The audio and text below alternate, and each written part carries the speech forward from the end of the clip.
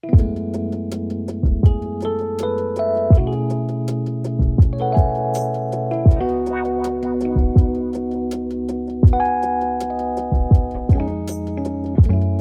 back to InnerCircle Podcast, where we talk about faith, family, finance, and friendship. So if you haven't already, be sure to subscribe to our YouTube and follow us on all social media platforms. And make sure to turn your notifications on to be notified whenever we post new content. Now straight to the episode.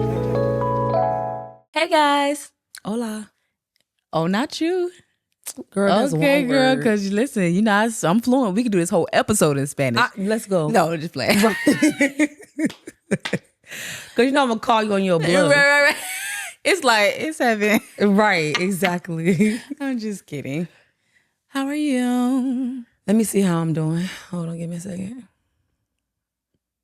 Okay, I'm doing good. You good this week. Sometimes you got to analyze the process and say, am I in a good space? Let me verify and make sure. Yeah, I had to just, become one. Hold on, just let me see. Oh, that's good. Yeah. I'm good too. I can't complain. But today. Is it a but? It's not a but. Okay. I think we're talking about motherhood, and it's just something that is so new and fresh to me that the but was just like, whew, here we go. Right. Yeah. Okay. Yeah. That makes sense. So motherhood and newly, how long has it been since you had Leonie? I want to say it's about to after my birthday. Be a year this year. Yeah, it'll be a year this year, but it's more so after we came back from my birthday trip last year. Yeah. Mm-hmm. So we coming up on a year. Yeah. We celebrating? Sure. How we celebrating? I'm not sure. Everything deserves a celebration. Yeah, hello. It's like you went outside that. Yep. You drank your water. Yep. It's like, celebrate. Okay, let's go out to eat. Everything. No, but that's a milestone. That's huge. It is a milestone. Some people would have gave him back. Not that you give kids back, right? Right. But get back by 3 months. I can't do this. I mean, I feel like honestly and transparently, I've been in that space where I'm like, okay, I don't know if this was like, Lord, was this a 3-month trial? Did you tell me I was supposed to do this forever? You understand? But I have to be honest. I'm just being transparent as possible because this was the Lord's doing. Mm-hmm. I always had a spot in my heart where I'm like, yeah, okay, I wouldn't like mind taking her in. But because the Lord said, it's your turn, I said, uh-oh. Okay, so it is. I think if I felt like I was ready or I'll wait till I get ready, so to speak, I probably wouldn't have done it. And it's funny because you just recently said you had baby fever. Yeah, I do. She would be a great help in addition. She would be a good help. I have baby fever really, really bad. Do tell. I think it's just and I'm not, because the child that I have now, she is adopted. It's an open situation, right? Where everybody knows, it's not a secret. But just seeing the connection that parents have with the biological children, I'm like, oh, I would like love to experience from a baby to an adult. She's 12. So I kind of inherited a child that went, even though I was present for her baby phase and her toddler and her going to kindergarten, those of that nature, I wasn't locked in for it because I was a child myself. But you know what? I really commend you because there are so many foster kids that are in homes right now that people don't want to adopt at that age because they're kind of already set in their ways. They're going through preteen situations. They're going through hormonal issues, and their aggression is crazy or lack thereof, or they either one extreme to the next. And so the fact that the Lord pressed you to take her into your home at the age that she was in, she's a beautiful, very, very sweet. Yeah. And I feel like we've changed places, right, on the auntie sides, but I definitely commend you on that because that's not an easy ask whatsoever. And you said yes, and you're still saying yes. That's why I said we celebrating out of you. Yeah, because I fear God for real. So I'm like, I gotta say, it's like, no, yes, you Lord. don't have to. I don't. You would have crawled, but you didn't have to. Yeah, but I said okay. And I mean, my obedience has opened up so many other doors for me. But she's my sole priority. Like, there was a time where I'm not thinking about, what I need to take care of her, or she got to go to this doctor's appointment, or I got to pick up this medication, or I got to make sure her grades are good. I got to do that. I wasn't doing that. I did the best auntie duty, and I sent them off, and I go back home to me and myself. But it's a constant thing of parenting. Like, it doesn't stop. You wake up in the morning, you're parenting. You pick them up. Well, I mean, heck, in the middle of the day, if a teacher emailing you, you parenting. When they get home, you're like, it's a never ending thing. So I feel like a lot of the things that were really big that I wanted to do, so to speak, I kind of was like, okay, let me just hold off on that right now, because she's my priority, and it's taken a full year for me to get her to the place that she is now, because when I got her, she wasn't that. Yeah. And you didn't get a chance to grow into it. Right. You know what I mean? Like, as you stated before, when you have a child on your own, or even adopt them at a baby stage, you're able to kind of grow into the parent that you ultimately become, right? Mm-hmm. And it wasn't, she was already parented prior to you getting her. But the reason being is because she was going down another road that I believe the Lord was like, okay, so we're not going to do that. You do have a calling on your life, and this is not what I have for you. So, okay, let's replace you or replant you somewhere else. And she's thriving. Yeah. I can definitely see the difference in her behavior. I can. And just her being happy. She's much happier now. She smiles all the time. She just hugs me. I totally understand. It's so funny because you know that you're the aunt to my children. And so you always, it's just, you know what? And I'd be like, girl. Right. Because I have to parent. Mm-hmm. And so now the opposite is the same thing. Like, it's like, now it's like, oh. And you like, girl. Right. Because when you the auntie, you're not the bad guy, so to speak, right? And I don't mean that in a terrible way, but parents are looked at as like, they don't do this, but aunties be like, well, baby, I just did this the other day. Ears pierced. You understand? Build a bear. I'm like, I want you to be serious. It's like, whatever you want, sweet baby. They can do no wrong in your eyes, but when they're your kid, it's like, baby, you saying, oh, come here, give me a hug. You don't know what she just did this week. Her grades ain't good, this, that. But the Lord had to remind me, because it was always, because when she got to me, it was a lot of things that had to help her. I had to cultivate. That's what I'll use. I don't want to use change or anything. I had to cultivate her into the woman of God that God declares her to be. And so it wasn't a soft embrace. It was a military, this is what we need to do to get you to the next season in your life. A reflection of you. Yes. And so now I have to pull out the softer side, because that's what she needs. Isn't that amazing how you don't have to birth a child and it's just she the same child? The God is big. I mean, the Lord is majestic. Here we go. Because she did not even, let's talk. I'm gonna talk to y'all because she don't talk to me. I'm gonna talk to y'all. Imagine not having no kids, right? And then the Lord telling you, I want you to take in this child who is a 11-year-old at the time, and I want you to parent her. And then you have her in your household, and she is a mini you still. Because that's what happened. She literally, and I told you that from day one. I said, "Oh, you parenting you." Yeah. And that's what happened, because you have to be patient. You have to be observant. You have to use wisdom. What you needed was like, because some people, I have multiple children, right? All of my kids are different. Mm-hmm. Like Lyric, you yell at her and her feelings are hurt, right? And so I'm like, okay, well, I can't really talk to her like that. Then you got Jaden.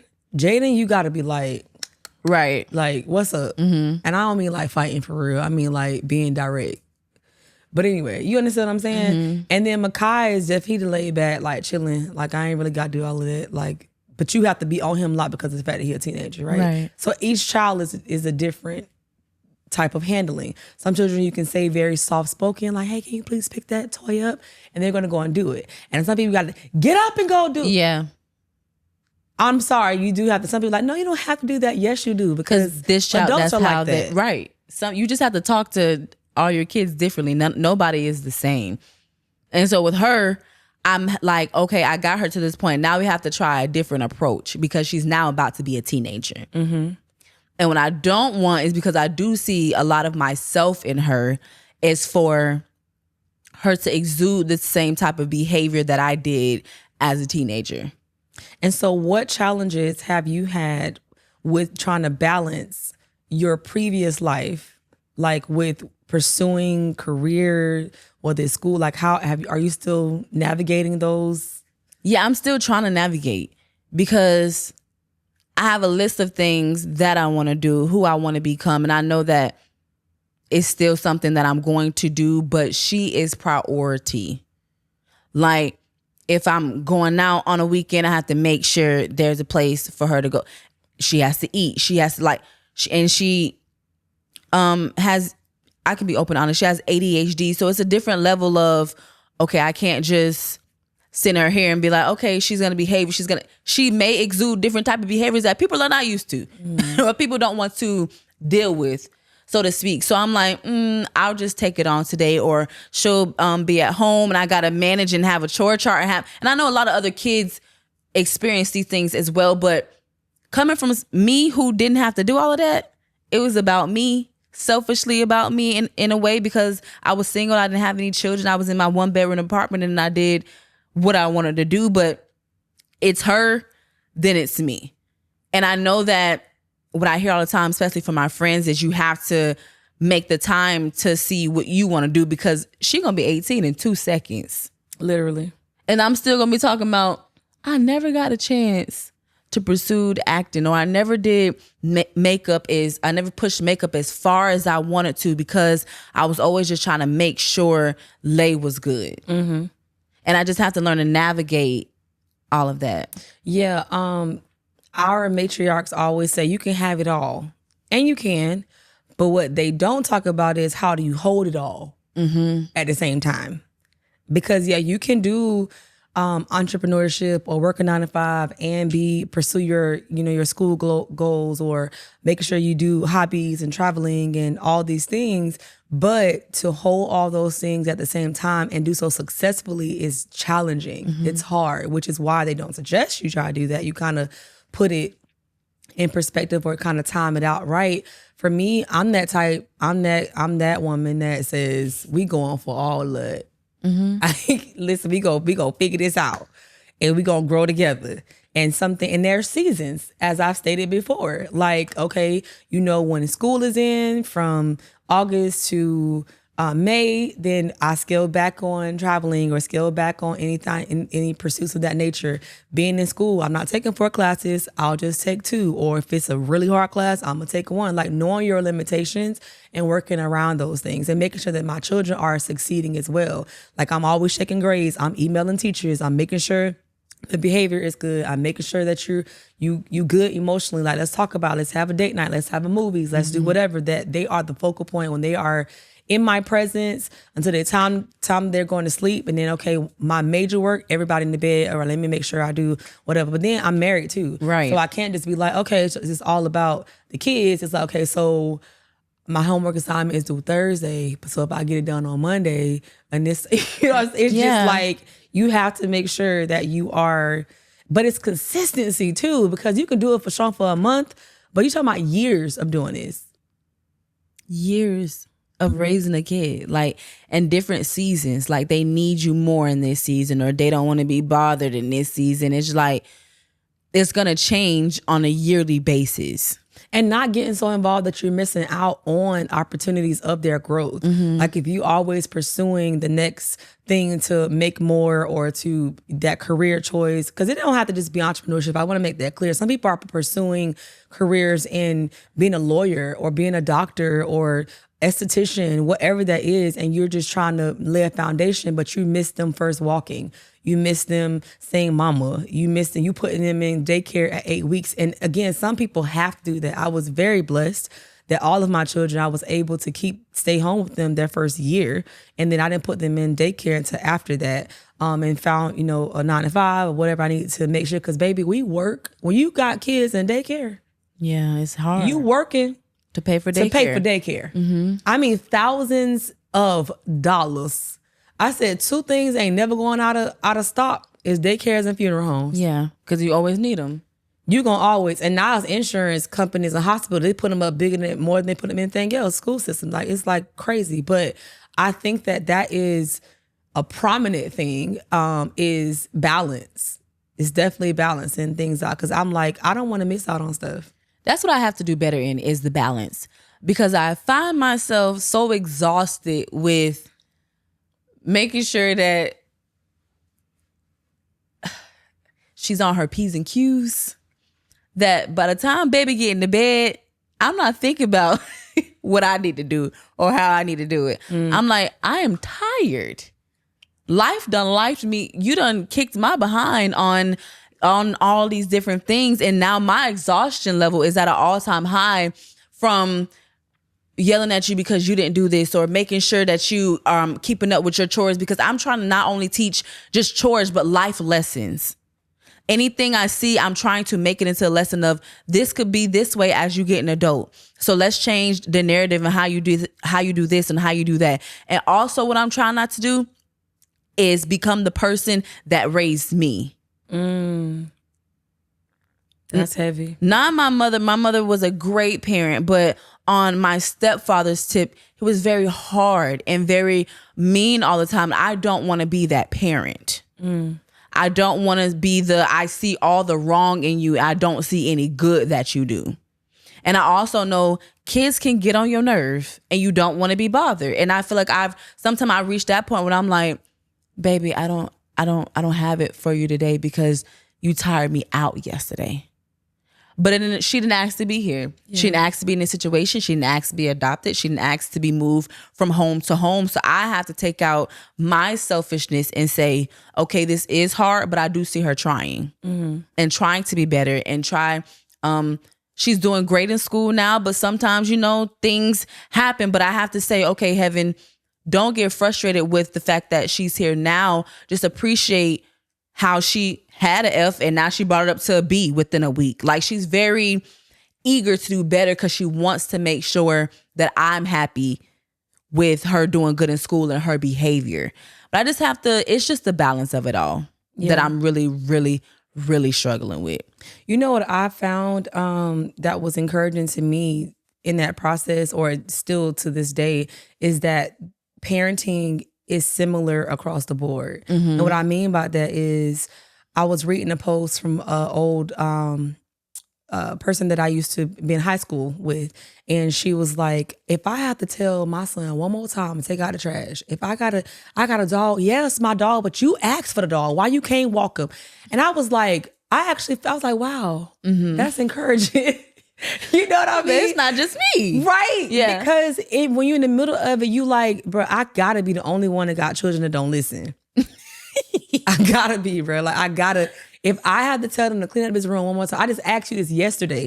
How is it from 8:00 p.m. that your room is clean? You went to school 8:00 a.m. I'm going to put something in your room and it's clothes everywhere. Yes. You said that it was clean. Did you lie? There is no way because you was asleep from 9:30 to 6. So at what point, where did this happen? Dishes ain't clean, but you want to watch TV all day. You want to play games all day. You want to go to the mall. You want to go out to eat, get Chinese food all the time. But is your room clean? This is my life. Did you wash the dishes? I mean, is your homework finished? Did you wash your clothes? I've taught you how to do all these things because you're of age not to be able to do it. Why is it not done already? Yes. Why don't I come home? I smell the trash can. Help me help you. Yeah. So no, you can't go. And no, you're not doing this because enough. Then you get tired of saying, no, you can't do this and no, you can't do that. But literally while you speak it, I'm like, we all have the same story. And because I have not been a parent from the beginning, I'm quick to be like, I need help. I don't know how to navigate what am I doing wrong? Because I'm saying the same things over and over and over and over again. But then the Lord reminded me that you were the same as a kid. And not only do you do as a kid, you do it as an adult. but you don't have a parent checking you because you grown. But we do it to God. I mean, on a consistent basis. The Lord say do that. We are consistent, because that's what kids do. They consistent for a minute, and then they fall off. Yeah.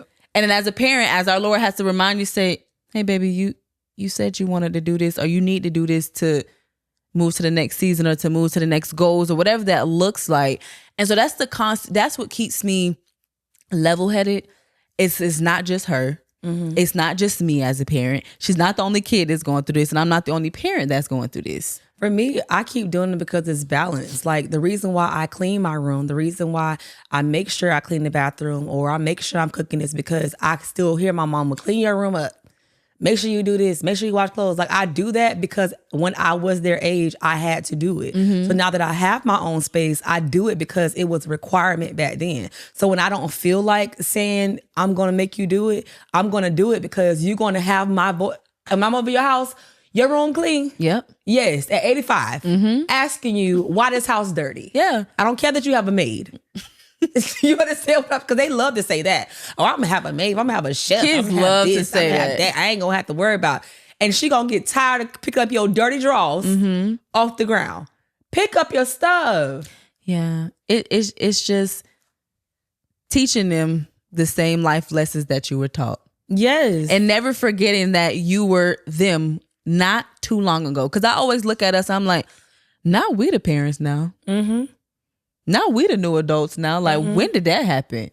We have a conversation with you and our producer saying, we aunties, how did we make it here? How did this happen so quickly? What just happened? And then to watch the kids grow up, like your kids are graduating college and going to high school and going to the 7th grade, and Lyra's going to it's so much happening that, like you said, you do have to catch the moments and not just is that the word? Chastising? Chastise. Wow. Catch it. Chastise. What is a chastise? I don't know. You chat GPT? Here we go. It's the word that got me messed up because all y'all say is chat. Now all the beginning of the words is chat. And you just auntie-fied. That's what I'm saying. Auntie-fied yourself even further. Because what? I'm embarrassed. You should not be. But yeah, that word. That word. Chastising the kids all of the time. No, it's definitely balance. It's definitely like, I try my best. And I think I was talking to my cousin one day about it, and she was like, just make sure if they're on punishment, don't have a cutoff. Like, don't just keep going with it. Like, if they get in trouble a week or 2 weeks and then stop and then let them build up again to do it. Because if the punishment never ends, then they're going to result back to what they did, because it's like, I'm in trouble anyway. So if I ain't gonna never get no reward for actually staying the course, at least, then I don't care no more. So they shut down. Yeah. And so whatever effects you're trying to do, it doesn't work. And I know some of the old saints of God talking about beating and whooping them. I don't really have to do all of that. To me, it's not. I ain't doing it. It doesn't work. It don't. Not this. Have y'all seen this generation? I don't know what y'all talking about. That don't work. It doesn't work. Because to me, it's a quick fix. I'm telling you, and they will go for it and then go back into whatever it is. They're not us. They're not the aunties that the thought of my mama. Yeah. The thought of Benita put the fear of God on the inside. Do you understand? These kids don't fear that lyric. Baby, I have to catch myself sometimes. It's like whatever. Like they don't have they're not scared. Like these kids back in the day, you could look at them and be like, sit down. They look back at you. Now they be like, baby, you sit down. Uh-oh. And let me tell you something. I can't go to jail. So we got to figure out how I can manage this. I look at her and I'm like, did you really just say that to me? Like, you really challenge it. Like, yes. Your 4-year-old self is gangster with it. And it got me questioning, like, what, am I soft? Right. Like, did I miss it? I ain't got it no more because you are different. The millennial. No, what is it called? I don't know them. Please don't get me started. Please, God, don't embarrass me twice in this episode. Them COVID babies, that's what they call them. Because we millennials, those COVID babies are built something different about them. Yeah. And I want them on the Lord's side. You understand? All of them. Any of y'all got babies born in 2020? Listen, male, Them some gangster. They Even some the gangster kids babies. They Gen Alphas. Yes. I would have never known that. I'm going to be honest with you. I'm like, I don't know. Even the kids that had to grow up in school around COVID and then they went home, they are they don't have the level of social skills that we had before, or don't do this or don't do that, because during COVID, kids can pretty much do whatever they want to do because you locked in. It's like there's no structure. Ain't no parenting. You have to parent me. I was parenting from the hours of 3 p.m.